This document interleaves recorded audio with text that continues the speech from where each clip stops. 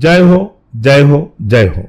हम साल में 24 एकादशी का व्रत रखते हैं, पुण्य करते हैं, पारणा करते हैं। पौराणिक मान्यताएं जो हमारी है उनके अनुसार इस बार जो है 19 मई को मोहिनी एकादशी आ रही है और इसकी कथा सुनने से मनुष्य के समस्त पापों का नाश होता है, कि पुण्य का उदय होता है, उसके घर में धन धान्य की प्राप्ति होती है और परिवार में यदि ऐसा लगता है कि आपको कोई पूछ नहीं रहा है, आपकी पूछ पकड़ खत्म हो गई है, आपको यश नहीं मिल रहा है, तो इस एकादशी कथा सुनने मात्र से ये सब होने लगता है। ये कथा महर्षि वशिष्ठ ने प्रभु श्री रामचंद्र से कही थी। मोहिनी एकादशी की तिथि को बहुत शुद्ध माना गया, पवित्र माना गया है। इसका व्रत उपवास रखने से पूरे वैशाख मास के दान का पुण्य ये एकादशी देती है। वैशाख मास की शुक्ल पक्ष की यह एकादशी पाप और दुखों का नाश करती है, जैसा मैंने थोड़ी देर पहले बताया। सौभाग्य की प्राप्ति होती है, धन की प्राप्ति होती है और मनुष्य सब तरह के मोह जाल से छूट जाता है। मोहिनी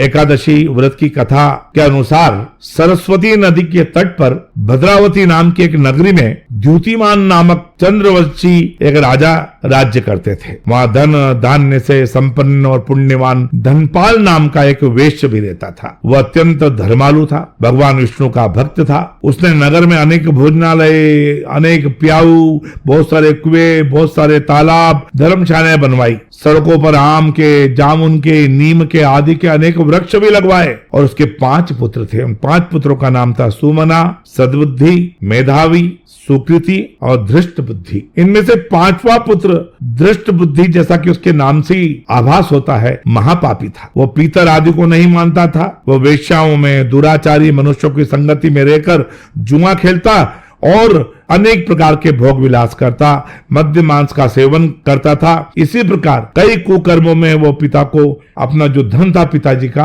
उसको सबको नष्ट करता रहा। इन्हीं कारणों से त्रस्त होकर पिता ने उसे घर से निकाल दिया। अब घर से बाहर निकलने के बाद वो अपने कपड़े गहने लेकर के जो है बाहर चला गया। अब जो कुछ था सब कुछ नष्ट तो हो गया था। दुराचारी था, वेश्याओं के साथ रहता था। जब धन नहीं था तो सबने साथ छोड़ दिया। अब भूख और प्यास से अति दुखी रहने लगा। कोई सहारा ना देखकर चोरी करना शुरू कर दिया। एक बार वो पकड़ा गया चोरी करते हुए। वेश्या का पुत्र जानकर उसको चेतावनी देकर लेकिन छोड़ दिया, मगर दूसरी बार फिर पकड़ में आया। राजा की आज्ञा से इस बार उसे जेल में डाल दिया गया। जेल में उसे बहुत दुख दिए गए। बाद में राजा ने उसे नगरी से निकल जाने को कहा, देश निकाला कर दिया। वो नगरी से निकल गया, वन में चला गया। वहां वन्य पशु पक्षियों को मारकर खाने लगा। कुछ समय बाद वो बहेलिया बन गया और धनुष बाण लेकर पशु पक्षियों को मारकर खाने लगा। एक दिन भूख प्यास से व्यथित होकर वो खाने की तलाश में घूमता हुआ कौंडिन्य ऋषि के आश्रम में पहुंच गया। उस समय वैशाख मास था और ऋषि गंगा स्नान कर रहे थे। उनके भींगे वस्त्रों के छिटे उस पर पड़ने से उसे कुछ सद्बुद्धि प्राप्त हुई। यानी कि हम अगर अच्छी संगत करते हैं, ऋषियों की संगत करते हैं, संतों की संगत करते हैं, तो उनके भींगे हुए कपड़ों के जो छींटे हैं वो भी हम पर गिर जाते हैं, तो हमारी बुद्धि सद्बुद्धि में बदल जाती है। वह कौंडिन्य मुनि से हाथ जोड़कर कहने लगा कि हे मुने, मैंने जीवन में बहुत पाप किए हैं। आप इन पापों से छूटने का कोई समाधान, कोई साधारण सा उपाय बताइए। उसके इस गरीब तरह के वचन सुनकर मुनि ने प्रसन्न होकर कहा कि तुम वैशाख शुक्ल की मोहिनी एकादशी का व्रत करो, उससे तुम्हारे समस्त पाप नष्ट हो जाएंगे। मुनि के वचन सुनकर वह अत्यंत प्रसन्न हुआ और उसके द्वारा बताई गई विधि के अनुसार व्रत किया। इस व्रत के प्रभाव से उसके सारे पाप ताप नष्ट हो गए। अंत में वो गरुड़ को बैठ करके विष्णु लोक को प्राप्त हुआ।